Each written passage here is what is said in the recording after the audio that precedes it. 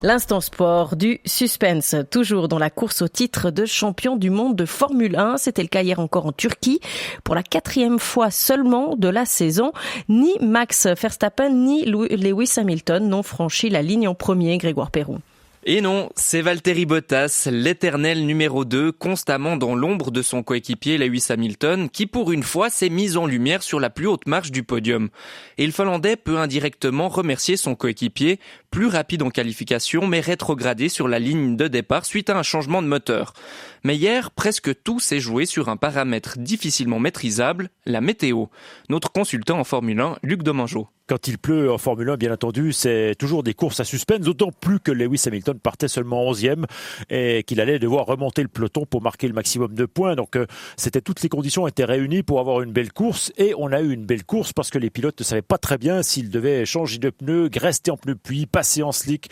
C'était assez à suspense de ce côté-là.